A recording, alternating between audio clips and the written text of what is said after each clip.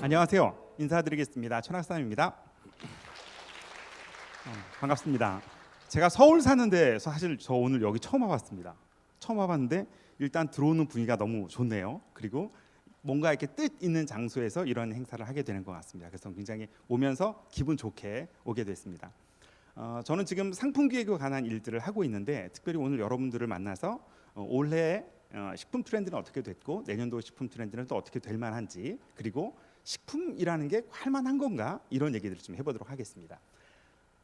소개해 주신 대로 저는 지금 좋은 상품 연구소라는 연구소, 상품 기획 연구소를 하고 있고요. 공주대학교에서 아이들을 가르치는 일들을 하고 있습니다. 요즘 세상이 도대체 2019년도에 우리는 어떤 일들을 겪었었는지 한번 살펴보도록 하겠습니다. 여러분, 지금 최근 몇 년이 굉장히 빠른 속도로 세상이 달라지고 있습니다. 아날로그 시대에서 디지털 시대로 변화되고 있죠. 사람들은 이걸 세월 참 빠르다, 시간 굉장히 빨리 흘러가, 이렇게 얘기하고 있습니다. 근데 제가 보니까 그냥 빠르다는 말 가지고는 조금 설명이 어려운 것 같아요. 이건 지금으로 따지면 격변이라고 얘기할 만큼 굉장히 빠른 속도로 움직이고 있습니다. 그래서 어떤 분들은 열차 탄 것 같다고 말씀하시더라고요. 그것도 고속열차. 그래서 도저히 따라가기가 쉽지 않다, 이렇게들 말씀하고 계십니다. 그 빠른 속도에 우리가 빨리 적응하지 않으면 안 되는 게 요즘인 것 같아요. 그 빠른 속도를 주도하고 있는 것 중에 하나가 식품인 것 같습니다. 그래서 2019년도에 어떤 일들이 있었는지 한번 살펴보도록 하겠습니다. 먼저 2019년도에 시장과 유통을 따로 나눠서 한번 볼 텐데요. 2019년도에 시장에는 어떤 일이 있었느냐? 일단 1인 가구가 폭발적으로 증가했죠. 아마 이 중에서도 학교에 혼자 아마 기숙을 하거나 하숙을 하거나 뭐 이렇게 하는 친구들이 상당히 많이 있을 것 같습니다. 혼자 사는 인구들이 지금 전체적으로 우리나라의 30%의 가구에 이르렀습니다. 그러니까 굉장히 많은 사람들의 수가 30% 1인 가구가 된 거죠. 1인 가구가 되면 어떤 일이 생기느냐? 4인 가구가 무너지기 시작합니다. 그죠? 4인 가구가 무너졌는데 집에서 4식구 살다가 오빠가 한 명이 나갔어요. 그러면 동생이 안 나갈까요? 동생은 아니면 또 나갈까요? 동생이 또 나갈 생각을 할까요? 엄마랑 같이 있을 생각을 할까요? 어떤 생각하게 될까요? 엄마 오빠 나갔잖아, 나도 나갈게 라고 얘기하는 거죠. 그래서 한 2년 터울 차이로 동생도 또 나갑니다. 그러면 아주 짧은 시간 내에 4인 가구가 갑자기 1인, 1인, 2인 가구가 돼버리는 거죠. 그래서 가장 많은 타격을 받는 곳이 우리나라 마트가 되겠습니다. 그래서 1인 가구의 성장은 우리나라에 굉장히 유통 전체 아주 큰 변화를 일으키는 그런 중요한 요소가 된다고 말씀드릴 수 있습니다. 이게 2019년도에 가장 인상 깊은 일이었고요. 두 번째는 그럼 1인 가구로 그렇게 변화되는 세대가 주로 누구냐? 밀레니얼 세대예요. 여러분보다 조금 형이나 누나일 수 있을 것 같습니다. 밀레니얼 세대가 먼저 세상이 바뀌어지는 일들을 주도하고 나가고 있습니다. 그런데 밀레니얼 세대가 조금 특이합니다. 물론 이제 Z세대하고 또 다르긴 한데 밀레니얼 세대는 디지털하고 아주 익숙한 세대들이에요. 여러분들은 태어나자마자 디지털이 있었지만 밀레니얼 세대는 꼭 그렇지는 않습니다. 그런데 중고등학교 때쯤 이 스마트폰을 대하게 된 세대인 거죠. 그래서 생각하는 것도 굉장히 자유스럽고 또 정의감에 굉장히 불타오릅니다. 그래서 새로운 것 좋아하지만 정의로운 것에도 굉장히 호감을 갖고 있는 사람들이죠. 그래서 이 사람들이 지금 일궈가고 있는 대표적인 마켓 중에 하나가 농업이에요. 밀레니얼 세대들이 관심을 가지고 농업을 이렇게 두면 안 되겠다, 먹을 거 함부로 버리면 안 되겠네, 지구를 더럽히면 안 되겠다라는 생각을 하고 있는 주도적인 세력이 밀레니얼 세대가 되겠습니다. 그래서 사회적으로 큰 변화를 주도하고 있어요. 술 먹고 운전하면 됩니까, 안 됩니까? 술 먹고 운전하면 될까요, 안 될까요? 술 먹으면 운전할 수 있는 거 아닌가요? 안 된다고 얘기하시는 분들이 밀레니얼 세대예요. 예전에 제 세대만 해도 술 먹고 운전하는 거 그럴 수 있지만 골목길로 다니면 돼, 이렇게 얘기했었습니다. 그런데 그렇게 되면 안 된다고 사회에 강력하게 메시지를 전달하는 사람들이 밀레니얼 세대예요. 세 번째는 공유 경제가 굉장히 성장했습니다. 사람들이 이제 물건을 사지 않는 거죠. 그냥 공유하고 쉐어하는 겁니다. 이건 밀레니얼 세대 특징이기도 해요. 또 자연스럽게 물건을 사면 언젠가는 버려야 되니까 버리는 것 자체가 지구를 더럽힌다고 생각하는 거죠. 그러니까 그러지 말고 빌려 쓰는 겁니다.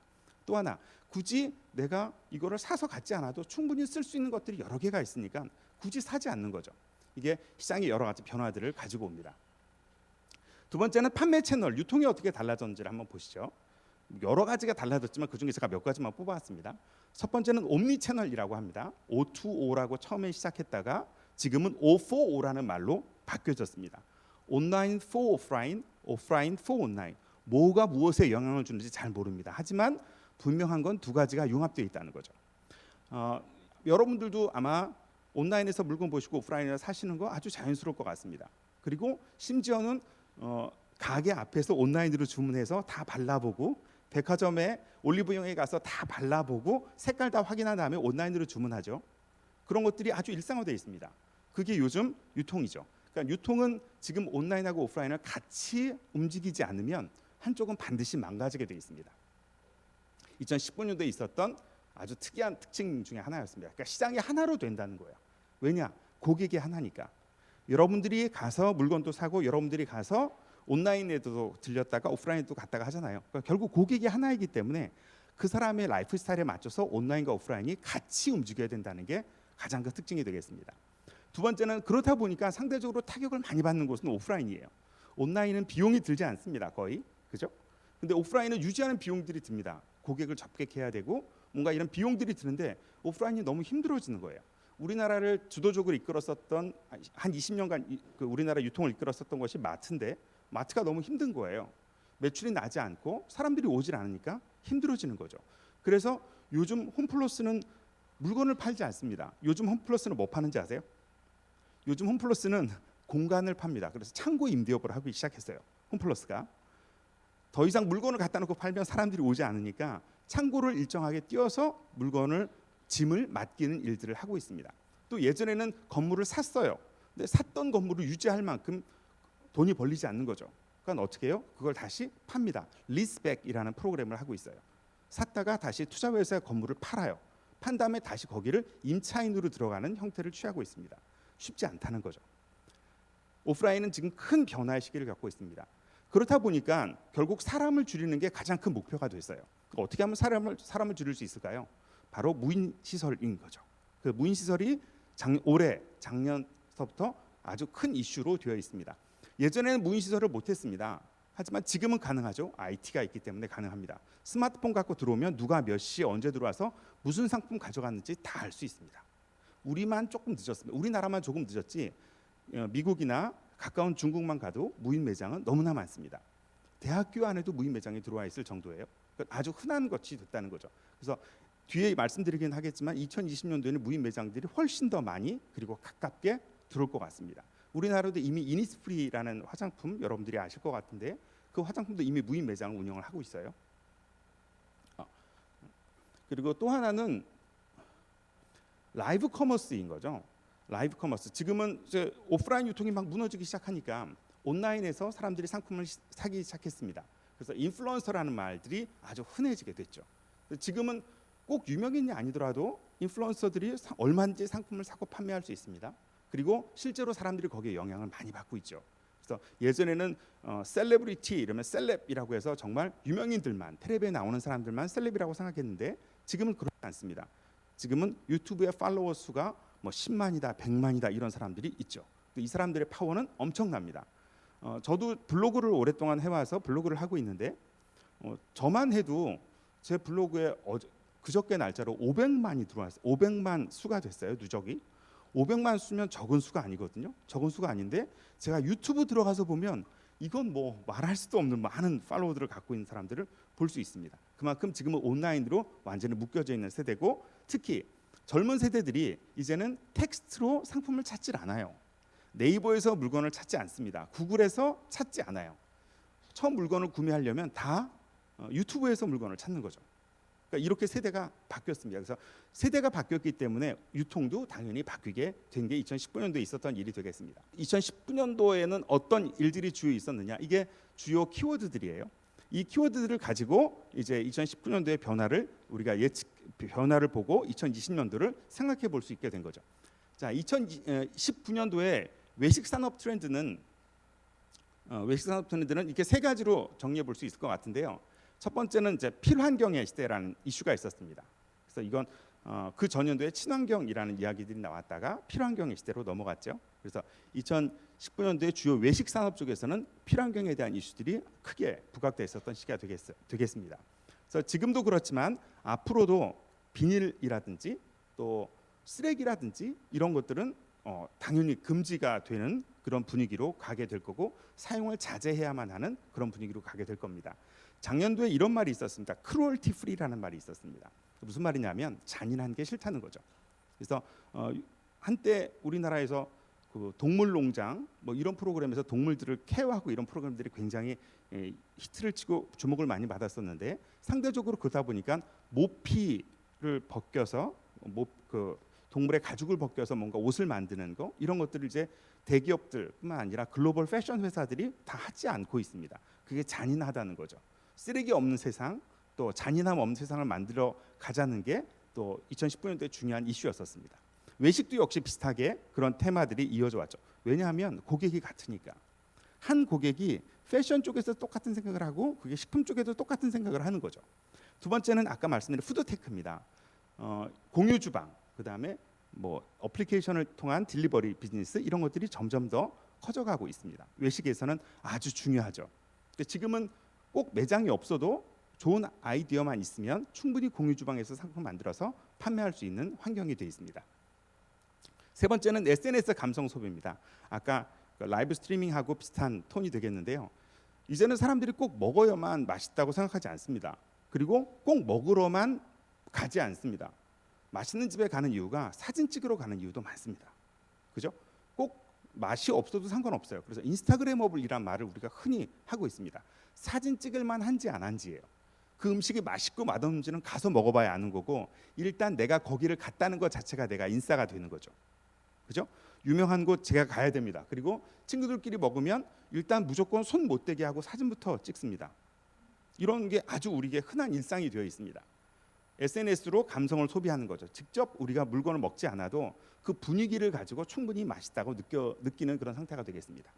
그다음 네 번째는 1인 가구 소비 트렌드가 말씀드렸던 거랑 이제 굉장히 늘어가는 거. 이게 외식에도 영향을 미치는 거죠. 외식을 미친다는 거고. 그러다 보니까 개인화된 그런 소비들을 하고 있습니다. 예전에는 가족끼리 좋은 것, 맛있는 것, 그다음에 패밀리 레스토랑 이런 데 가서 먹었다면 지금은 그렇지 않고 그냥 저만 혼자 맛있는 셰프 요리를 시켜 먹는 거죠. 예전에는 생각할 수 없었습니다. 가족끼리 다 먹어야 되니까. 근데 지금은 혼자서 어떤 특정한 셰프가 만든 요리를 집에서 시켜 먹는 거예요. 배달을 누가 해주죠? 배달의 민족이 해줍니다. 다 가능한 거예요. 그러니까 지금은 얼마든지 혼자서 프리미엄한 스테이크를 집에서 먹을 수 있습니다. 이어서 보는 게 프리미엄한 가치 소비를 하는 거죠. 그러다 보니까 싼 거를 먹을 필요가 없는 거예요. 비싼 것도 충분히 먹을 수 있습니다. 그런 것에 더 많은 가치를 두고 있다고 생각하시면 되겠습니다. 프리미엄한 디저트 제품들이 백화점에서도 굉장히 많이 팔리고 있고 또 온라인에서도 굉장히 많은 프리미엄 디저트 상품들이 판매가 되고 있죠. 비록 라면 먹고 비록 비빔밥 먹어도 디저트는 8,000원짜리, 9,000원짜리를 먹는 게 요즘 세대들이 되겠습니다. 그리고 뭐 하나요? 라면 먹을 땐 사진을 찍지 않습니다. 디저트 먹을 때 사진을 찍죠. 그러면 사람들은 다 디저트를 10,000원짜리 먹는 애가 밥은 500원짜리 먹었을 거라고 생각하지 않는 거죠. 또 우리나라는 지금 글로벌 아시아 푸드들이 굉장히 많이 들어와 있습니다. 해외여행이 아주 지금 흔해졌죠. 저가항공이 생기면서 해외로 나가는 여행객들이 굉장히 수가 많아졌습니다. 매년 갱신되고 있습니다. 이분들이 멀리 갈 수 없는 거죠. 저희 회사 직원도 30대 중반인 직원이 한 명 있는데 이 친구는 한 달에 한 번씩 일본을 갔었습니다. 지금 요새는 눈치 보여서 못 가고 있더라고요. 한 달에 한 번씩 일본을 가서 그 친구 한때는 일본의 지도를 그리더라고요. 일본 도쿄의 지도. 그래서 골목길 지도를 그리면서 너무 희열을 느끼는 거예요. 그러니까 그런 친구들이 있는 거 보면 아시아 쪽에 지금 푸드들이 굉장히 많이 들어와서 이거는 우리에게 새로운 기회가 되는 것 같습니다. 분명히. 그리고 그렇다 보니까 우리나라가 점점 더 아열대로 기후가 바뀌니까 젊은 농부들 중에서는 우리나라에서는 자라지 않는 나무들을 갖다가 키우는 친구들도 있어요. 혹시 여러분 우리나라에 파파야라는 나무가 나오는 거 아세요? 국산 파파야? 모르시죠? 저도 깜짝 놀랐습니다. 국산 파파야를 기르는 농가가 있어요. 다 젊은 사람들이에요. 그렇게 길러서 이분들 동남아시아 쪽에 베트남, 우리나라 베트남 음식점들이 얼마나 많습니까? 그 음식점들에 공급을 하고 있어요. 그래서 쏨땀 이런 거 아주 맛있게 하는 사람들이 있습니다. 그러니까 글로벌 푸드가 점점 더 아주 공고화됐고 베트남 가면 콩카페 여러분 다 가보셨을 것 같습니다. 베트남 가면 안 갈 수가 없는 곳이죠. 하도 사진들을 많이 찍어서 드디어 그 콩카페는 한국에 매장을 냈습니다. 매장을 어떻게 냈느냐? 베트남에서 자재를 가져왔어요. 베트남에서 자재를 가져와서 마포에 만들었습니다. 그 정도로 우리나라가 지금 아시아 쪽 푸드에 굉장히 열광하고 있죠. 19년도를 잠깐 돌아봤습니다. 20년도엔 그럼 어떤 일이 있을까? 우리나라 전체적으로 보면 경제 전망은 사실 그렇게 썩 좋지가 않습니다. 우리나라 나라 전망은 썩 좋지 않습니다. 그래서 아마 올해는 내년도에는 2% 성장 좀 어렵지 않을까? 이렇게 사람들이 보고 있습니다. 근데 2% 성장하니까 야 우리나라도 망하는 거 아니야 이렇게 생각하지만 절대 그렇지 않습니다. 전 세계적으로 보면 나쁘지 않은 수치입니다. 나쁘지 않은 수치고 충분히 우리나라 더 가능성이 있다고 말할 수 있을 것 같아요. 나라 살림도 우리나라가 처음 500조 시대로 들어갔습니다. 작년까지는 490조 뭐 이 정도였었는데 처음으로 내년 살림이 513조로 확정이 됐죠. 다만 염려되는 건 가계 부채예요. 가계 부채가 1570조로 굉장히 많은 부분을 하고 있습니다. 그러니까 우리나라 사람은 한 사람 딱 태어나면 조카가 태어나자마자 한 7천만 원 빚진다고 생각하시면 돼요. 그래서 굉장히 이 가계 부채는 좀 부담스러운 부분들이 있는데 어쨌든 우리나라 전반적으로 상황은 그런 상황이 되겠습니다. IT 기술은 굉장히 발전해 있죠 우리나라가. 그래서 말씀드렸던 대로 무인 이런 샵들을 운영할 수 있도록 해주는 기술 뭐 이런 것들이 계속 발전하게 될 것 같습니다. 제가 가끔 학생들한테 그런 얘기합니다. 니네는 예전에 저 잘할 때만 해도 컴퓨터 못하면 사회생활 못한다는 얘기 했었거든요. 지금은 어때야 되느냐? 지금은 빅데이터와 AI를 모르면 사회생활하기 어려운 세상이 곧 온 것 같습니다. 여러분이 다 하실 필요 없습니다. 하실 줄은 몰라도 개념은 알고 계셔야 돼요. 그게 이제 앞으로를 살아가는 툴이 될 것 같습니다. IT 기술들은 점점 더 고급화되고 아주 세밀해지는 그런 방향으로 2020년도 가게 될 것 같아요. 정치 경제적으로는 뭐 이런 셀프 매장 이런 것들이 점점 더 많아질 것 같고 소비자들의 여가 생활을 어떻게 활용하게 할 것이냐. 그래서 옛날에는 얼마만큼 주머니에서 돈을 더 많이 쓰게 할까? 이게 유통업 하시는 분들의 고민이었다면 지금은 그게 아니라 얼마나 이 사람들을 오래 머무르게 할까? 이렇게 생각하고 있습니다. 여러분 혹시 아시나요? 한 장소에서 사람이 3시간 이상 머무르면 뭐 하는지 아세요? 한 장소에서 사람이 3시간 동안 머무르면 뭐 할까요? 밥을 먹습니다. 밥을. 그래서 어떻게든 밥을 먹을 수 있도록 3시간 머무를 수 있게 하는 콘텐츠들을 유통업체에서 고민하고 있어요. 그러니까 돈을 쓰러 오세요라고 하면 돈을 잘 안 써요. 저 사람들의 의도가 빤하구나 이렇게 보이는 거죠. 그래서 돈 쓰러 오라고 하면 돈을 쓰지 않지만 여기 놀러 오세요라고 하면 옵니다. 여기 사진 찍으러 오세요 그러면 옵니다. 와서 3시간만 있으면 밥 먹습니다. 그런 콘텐츠들을 요즘 만들고 있는 거죠. 2020년대 식품업계는 그럼 어떻게 될까? 식품업계는 계속 점점 더 성장하고 있는 추세입니다. 그래서 우리나라 식품 출하도 90조 원을 넘어가고 있는 95조 원을 지금 넘어가고 있고요. 전 세계적으로 점점 더 식품에 대한 수요는 늘어나고 있습니다. 특히 전자상거래 쪽에 아주 인기가 높습니다. 전자상거래가 새로운 채널로 각광받고 있으면서 계속 높아지고 있는데 온라인 쇼핑 채널 보시면 우리나라는 지금 전체 매출의 한 3분의 1 정도를 차지하고 있습니다. 30%가 넘어가는 제가 알기로는 우리나라가 세계적으로 유일합니다. 온라인으로 30% 이상을 구매하는 나라는 전 세계 아무도 없습니다. 전 세계 아무도 없어요. 우리나라가 특이합니다. 그럼 왜 우리나라만 이렇게 온라인 성장이 빠를까요? 다른 데도 다 온라인으로 구매를 하고 있습니다. 그런데 우리나라만 전체 마켓쉐어 전체 그 포션을 30%를 차지하고 있는데 이유를 보니까 우리나라 사람들이 이런 거 굉장히 잘 이용하는 것 같아요. 일단 우리나라는 기본적으로 택배가 완벽하게 되죠. 제가 전라도 장수라는 데를 컨설팅한 적이 있었는데 전라도 장수는 해발 한 700m 정도 됩니다. 그러니까 웬만한 산에 오르는 거하고 비슷한 느낌의 동네가 있는 거예요. 그런데 거기까지 매일 하루에 한 번씩 택배차가 옵니다. 그 정확한 장소에 택배를 내려주고 가시는 거죠. 그러니까 우리나라 택배가 너무너무 잘 돼 있는 거예요. 또 IT 기반한 인프라들이 굉장히 잘 돼 있고 우리나라 사람들 똑똑하잖아요. 그러니까 소프트웨어들이 굉장히 잘 개발되어 있습니다.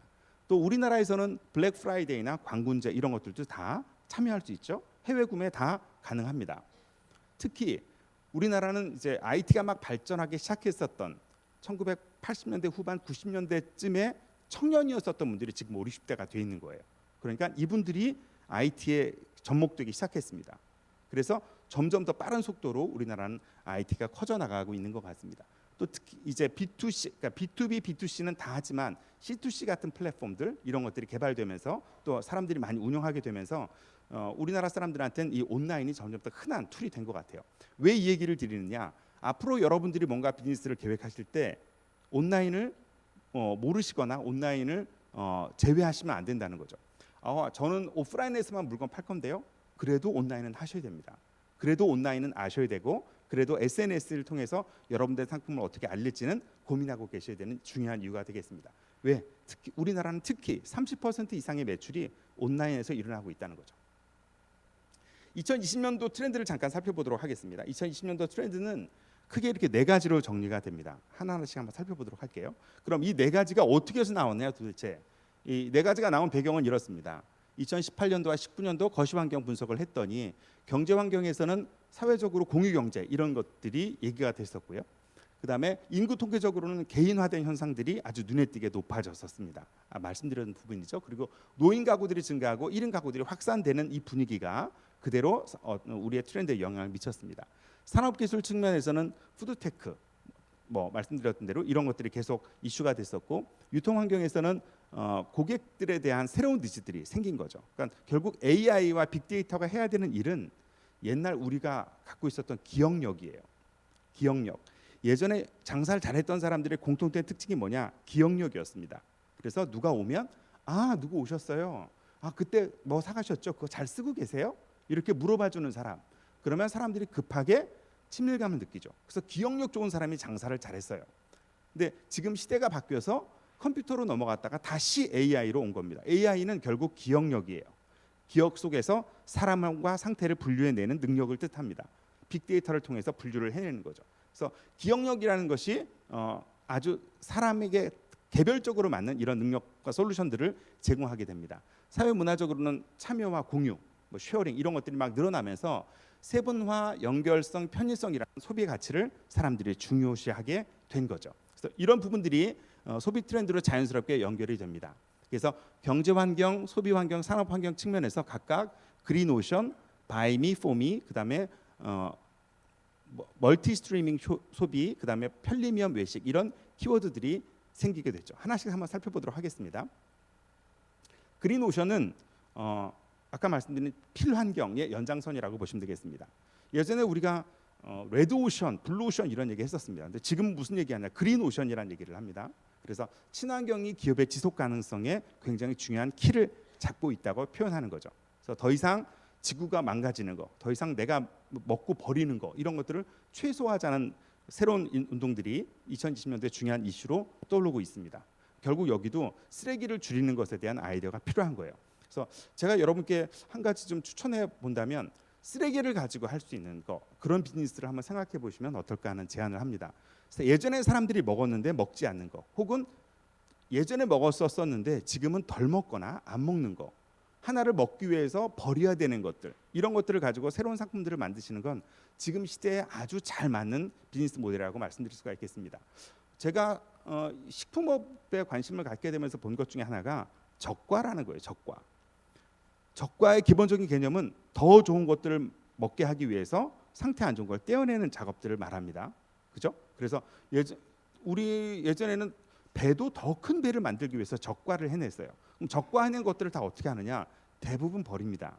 그런데 이 적과한 것을 그대로 살려둬서 혹은 이거에 새로운 상품 가치를 만들어서 상품을 개발할 수 있는 방법이 있다는 거죠. 그래서 그런 부분에 대한 신경을 쓰셔도, 그런 부분에 대한 아이디어를 내셔서 상품 기획을 하셔도 굉장히 의미 있는 일들이 되지 않을까 생각이 됩니다. 세계 공유 경쟁이 점점 더 커져가고 있다는 거 보실 수가 있겠습니다. 두 번째는 바이 미 폼인데요. 이거는 나를 위한 소비를 뜻합니다. 프리미엄 소비하고 아까 같은 말이 되겠죠. 그래서 나를 위한 소비가 점점 더 강해지고 또 잦아지고 빈도도 더 높아지는 그런 소비 트렌드가 2020년도에 될 것 같습니다. 그래서 다소 좀 비싸더라도 과감히 나를 위해선 투자를 하고 맛있는 걸 먹는 그런 사람들의 수가 점점 늘어난다는 얘기가 되겠습니다. 다음은 멀티 스트리밍 소비입니다. 이제는 오프라인 가서 그냥 누가 추천해서 먹는 게 아니라 온라인을 통해 SNS를 통해서 먹고 SNS를 통해서 소개받고 이런 것들에 대해 사람들이 관심을 가지고 그걸 먹겠다는 거죠. 그래서 맛있는 것을 소비하고 있는 상황을 공유하는 것, 이것이 SNS가 되겠습니다. 예전에는 사진 찍어서 올리는 게 흔하지 않았었던 일인데 지금은 아예 먹는 것을 생중계하는 그런 방송들이 있죠. 유튜브 보면서 혹시 여러분들은 그런 생각 안 해보셨나요? 야, 내가 왜 남 먹는 걸 이렇게 쳐다보고 있지? 그런 생각 해보신 적 없나요? 예전에 저 잘할 때만 해도 누가 제일 추접스럽다고 했느냐? 나 먹는 거 쳐다보는 사람이 제일 추접스럽다는 얘기 했었습니다. 먹는 거 쳐다보는 거. 어른들이 그랬거든요. 먹으면 야, 또 사람 쳐다보냐 추접스럽게 뭐 달래는 거야? 뭐 이런 얘기 많이 했었는데 지금은 모든 프로그램들이 다 먹는 거고 우리는 그 먹는 걸 즐기고 있는 거죠. 남들이 먹는 걸 즐기는 세대가 됐습니다. 결국 보여주는 게 되게 중요하다는 거예요. 맛은 둘째, 실제로는 맛이 중요하거든요. 여러분 잘 아시겠지만 실제로 모든 음식 비즈니스는 맛이 제일입니다. 맛 없으면 꽝이에요. 건강한 음식점들이 잘 안 됩니다. 왜 잘 안 될까요? 맛이 없어서 안 돼요. 결국 맛있게 만들어야 되거든요. 그런데 SNS상에서는 그렇지 않습니다. 예쁜 음식이 되는 거예요. 그래서 이 경계를 여러분이 잘 생각해 보셔야 될 것 같습니다. 다음은 편리함입니다. 전 이 말 굉장히 잘 만들었다고 생각해요. 김난도 교수님 강의를 들으면서 교수님이 이 단어를 굉장히 잘 만드셨는데 라는 생각이 들었습니다. 편리한 것이 프리미엄이라는 거예요. 예전에는 비싼 거, 럭셔리한 것이 프리미엄이라고 생각했었는데 그렇지 않다는 겁니다. 뭐가 프리미엄이냐? 편리한 게 프리미엄인 거예요. 럭셔리한 건 우리가 만들기 좀 어렵습니다. 여러분들이 가지고 있는 자원이나 자산이 많지 않기 때문에 럭셔리하게 만들기는 어렵습니다. 하지만 우린 아이디어가 있으니까 편리하게는 만들 수 있겠죠. 그죠? 편리하게 만들면 그걸 프리미엄하게 판매할 수 있다는 겁니다. 그게 2020년대 아주 중요한 서비스가 되겠습니다. 그래서 비대면 서비스가 점점 더 많아지고 프리미엄한 재료, 서비스 이런 것들이 점점 더 높아지고 수요가 더 많이 창출되는 그런 시기가 2020년도가 될 것 같습니다.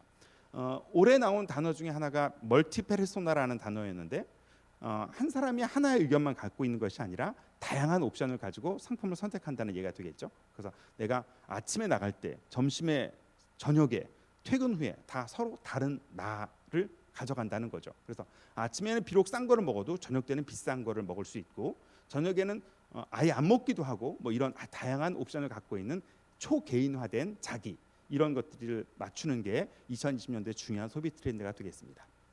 자, 그러면 이제 식품 쪽에 얘기를 해봤는데 글로벌 마켓은 그럼 어떻게 될까? 글로벌 마켓 얘기를 잠깐 해보도록 하겠습니다.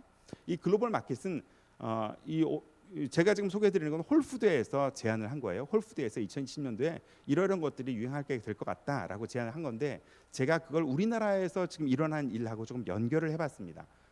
꼭 우리나라에 꼭 맞진 않잖아요. 그래서 외국의 사례가 우리나라에 어떻게 적용될 수 있는지를 소개해보도록 하겠습니다. 먼저 해외에서 제일 첫 번째로 얘기하는 건 재생농업이에요. 재생농업. 뭐냐면 망가진 땅을 새롭게 복구하는 겁니다. 아까 우리 얘기했던 필환경하고 비슷해요. 친환경에 대한 이슈가 우리나라만 있는 게 아니라는 겁니다. 그러니까 전 세계적으로 다 똑같이 환경에 대한 이슈는 계속 높아지고 있는 거죠. 그럼 우리나라는 이거 어떻게 적용될 수 있을까? 우리나라에는 지금 많이 나오는 게 사회적 농업이라는 이슈입니다. 그죠? 그래서 치유, 상생 이런 것들이 농업에도 다 적용될 수 있도록 하는 프로그램들이 개발되고 있습니다. 치유 농업이 첫 번째 해외에서 나온 이슈였고요. 두 번째는 곡물가루에 대한 얘기입니다. 곡물가루, 밀가루에 대한 반감이 생각보다 높습니다. 그리고 우리나라에도 그런 분이 조금 있다고 얘기 들었는데 밀가루에 대한 거부 반응이 있는 사람들이 많은 거죠. 그래서 지금 우리나라에서도 쌀가루라든지 이런 것들을 계속 개발해내는 일들을 하고 있습니다. 그다음 해외에서는 서아프리카에서 온 식품 이런 것들이 또 내년도에 홀푸드에서는 주목받고 있는 것 같아요. 근데 우리나라에도 재작년부터 들어와 있는 너츠가 하나 있습니다. 브라질 너츠라고 드셔보셨나요? 네. 그런 것들이 또 우리나라하고 연관돼서 얘기해 볼 수 있을 것 같습니다. 해외에서는 내년도에 냉장으로 만들어지는 제품들에 주목하고 있습니다. 냉장용 즉석식품이라고 부르는 거죠. 그래서 이거는 예전에는 냉동 아니면 신선 두 가지였었는데 이제 냉장으로 상품이 유통이 되면서 훨씬 더 풍부한 식감을 고객들에게 제공하려고 하는 노력들이 미국 홀푸드에서 시작되고 있습니다. 지금 우리나라에서도 메일 유업을 중심으로 해서 냉장 유통되는 스프 이런 것들이 이제 나오기 시작했어요. 예전에 스프들은 죽하고 좀 달랐습니다. 죽은 다 이렇게 망가져 있잖아요. 원형을 보기가 어려운데 스프는 원형들이 좀 살아있는 형태로 운영이 됩니다. 그러려면 예전 기술은 다 냉동이었어요. 근데 지금은 냉장된 제품들이 판매되고 있다는 거죠. 버터도 좀 확대되는 분위기인 것 같습니다. 저탄고지라고 얘기를 하죠. 그래서 주로 C를 통해서 우리가 할 수 있는 키토제닉이라는 열풍이 내년에도 여전히 계속 유행될 것 같다. 그러니까 결국 여러분들이 C에 대해서도 조금 관심을 가지실 수 있다는 얘기가 되겠죠. 그러면 새로운 상품을 계획할 수 있을 것 같습니다. 특히 우리나라의 길림양행 같은 회사는 여러분 아시나요? 허니버터 아몬드. 우리나라의 허니버터 아몬드라는 걸 처음으로 만든 회사입니다. 길림양행이. 그런데 우리나라에 아몬드가 안 나는 거 아세요? 우리나라 아몬드는 다 수입입니다. 근데 이 길림양행이라는 회사가 아몬드를 미국 거로 수입해다가 한국에서 가공을 해서 다시 미국에 팝니다. 그래서 전 세계에서 유일하게 조미 아몬드라는 새로운 카테고리를 만든 회사가 길림양행이라는 회사예요. 결국 아이디어인 거죠. 남의 상품 가져다가 우리 아이디어를 버무려서 다시 해외로 수출하는. 그래서 여러분 명동에 가보시면 중국 사람들이, 중국 유코족들이 우리나라에 와서 빼놓지 않고 사는 것 중에 하나가 대표적인 품목이 바로 허니버터 아몬드가 되겠습니다. 결국 아이디어로 할 수 있다는 거죠. 해외에서는 키즈 메뉴를 새롭게 재발견하는 얘기들도 많이 나오고 있습니다. 근데 우리나라에선 이걸 발효로 뭔가 바꿔낼 수 있지 않을까 생각이 돼서 2020년도에는 발효 제품들도 상당히 많이 선보이게 될 것 같습니다. 또 설탕에 대한 다양화도 많이 시도가 되고 있어요. 설탕에 대한 다양화도. 그래서 그냥 일반적인 설탕 말고 새로운 단 것에 대한 니즈들이 계속 높아지고 있는 것도 볼 수 있을 것 같습니다. 그래서 국내에서는 이걸 어떻게 풀어볼까? 사실 여러분 우리나라에서 굉장히 단 과일 중에 하나가 배입니다. 배. 근데 우리나라에서 배가 잘 안 팔려요. 배는 요즘 누가 먹느냐? 요즘 배 누가 먹는지 아세요? 요즘 배는 귀신만 먹습니다. 무슨 말일까요? 제사할 때밖에 안 먹는 거예요. 일반적으로는 안 먹어요. 배를. 근데 배가 굉장히 달거든요. 뭐 이런 새로운 우리 것을 가지고 글로벌 비즈니스를 할 수 있는 기회들이 있을 것 같습니다. 또 양주에 대한 니즈들도 있는데 사람들이 이제 독한 술을 원하지 않죠. 독한 술을 원하지 않아서 우리나라에서도 독한 술이 아닌 다른 종류의 술, 이런 술들에 대한 얘기들이 나오고 있는데 대체 양주에 대한 니즈들도 계속 많아지는 것 같습니다. 이런 게 이제 새로운 식품 트렌드라고 보여줄 수 있겠고요. 왼쪽에 지금 보시는 건 김난두 교수님이 얘기했었던 10개의 우리나라 트렌드가 되겠습니다. 제가 이걸 지금 다 말씀드릴 수는 없고 여기에서 연결되어 있는 단어들을 몇 가지 제가 뽑아봤습니다. 그래서 여기 나와 있는 건 그냥 책 보시면 여기 나와 있는 건 책 보시면 될 것 같아요. 책 나와 있는 건 보시면 될 것 같은데 이 얘기는 아무도 하지 않으니까 저는 오늘 이 얘기를 좀 해보도록 하겠습니다. 김난두 교수님이 얘기한 건 10개 소비 트렌드인데 이 소비 트렌드가 식품하고는 어떻게 연결될까? 일단 멀티페르소나는 올해 내년 굉장히 다양한 콜라보를 한번 생각해 보시면 좋을 것 같습니다. 여러분이 아이디어만 가지시면 콜라보 충분히 할 수 있습니다. 뭐 곱하기 뭐 이렇게 되는 거죠. 두 번째 라스트 피드 이코노미는 포장식과 힙한 포장에 신경을 쓰시면 좋을 것 같습니다. 그래서 여러분이 앞으로 기획하는 상품, 여러분이 회사를 들어가시든지 새로운 상품을 기획하시든지 포장에 대한 아이디어를 충분히 내시고 포장을 예쁘게가 아닙니다. 힙하게 하셔야 됩니다. 힙하게. 포장을 힙하게 하셔서 포장하시면 충분히 라스트 피드 이코노미를 완성할 수 있을 것 같습니다. 세 번째는 페어플레이라는 건데요. 아까 말씀드렸던 것처럼 B급 식재료, 부산물 이런 것들을 가지고 새로운 식재료를 제안하는 건 투자라든지 또 사람들의 관심을 얼마든지 받을 수 있는 요소가 되겠습니다. 그다음 스트리밍 라이프는 1인 미디어를 활용한 홍보 여러분 충분히 하실 수 있죠. 그리고 아마 지금도 여기 계신 분들 중에서도 1인 유튜브를 하시는 분들이 여러 분 계실 것 같습니다. 그런 활동들을 통해서 뭔가 식품하고 연결할 수 있는 음들이 있을 것 같아요. 다음은 초개인화된 기술은 간편한 프리미엄식으로 식품 쪽에도 연결 코드를 가질 수 있을 것 같고요. 팬슈머라고 하는 것, 이거 적극적인 관여를 하는 팬, 소비자 이런 것들을 뜻하는데 역시 앞서 말씀드렸던 유튜브나 블로그를 통해서 소통 채널을 확보하면 충분히 우리하고도 식품하고도 연결 전장을 만들어 나갈 수 있을 것 같습니다. 다음은 특화 생존입니다. 아주 니치하게 가자는 거죠. 초개인화라는 말씀을 제가 드렸는데 그 초개인화를 이렇게 얘기해 볼 수 있습니다. 특화하는 거죠. 그러니까 전문화된 식품, 전문화된 편의식품이나 식품 고수로 여러분들을 세팅해 볼 수 있을 것 같습니다. 그러면 이렇게 아까 말씀드린 동남아의 베트남 음식 뭐 이런 거 가지고도 충분히 새로운 마켓을 만들어낼 수 있는 거죠. 58세대라고 있습니다. 청년처럼 사는 세대들, Old People with Active Life라고 얘기하는 58세대인데 이 58세대는 이분들이 주로 가는 곳이 로컬푸드 마켓이에요. 직거래 마켓이고. 그러니까 이분들을 상대로 새로운 유통 채널을 만들어 나갈 수 있다는 거죠. 내년도에 우리나라 로컬푸드에 굉장히 많은 돈을 국가가 투자하기로 약속했습니다. 그래서 충분히 가능성이 있고 여러분이 조금만 아이디어를 내면 힙한 포장으로 새로운 비즈니스 모델을 충분히 만들어낼 수 있을 것 같아요. 또 다양한 푸드테크와 접목하는 편리미엄도 또 식품 쪽에서 연결해 볼 수 있을 것 같고요. 또 업글린간이라고 하죠. 그래서 맞춤형 비타민 이런 제품들이 이제 새로 나옵니다. 종합 비타민이 아닌 거예요. 종합 비타민이 아니라 맞춤형 비타민, 나한테 딱 맞는 비타민을 수시로 체크해서 3개월마다 한 번씩, 6개월마다 한 번씩 내 몸 상태에 맞는 비타민을 제공하는 이런 프로그램들도 개발되고 있습니다. 그럼 앞으로 식품 산업은 어떻게 될까요? 이 얘기만 해보고 정리를 해보겠습니다. 앞으로 식품 산업은 어떻게 될까요? 전체적으로 세계 시장 규모는 계속 커지고 있습니다. 새로운 식품 산업에 기회들이 많이 보이는 것 같습니다. 실제로 발전할 수 있는 기회들이 많고 특히 젊은 여러분들이 하실 수 있는 농업에서의 일은 굉장히 무궁하다고 생각이 되거든요. 그래서 올해뿐만 아니라 올해 이어져서 여러분들이 2020년도에 새롭게 이제 우리나라 농업 쪽에 관심을 갖고 또 진출하시게 될 텐데 꼭 잘 진출하시고 멋지게 아이디어를 내셔서 우리나라 농업이 앞으로 나가는데 일조해 주셨으면 감사하겠습니다. 감사합니다. 네, 고맙습니다.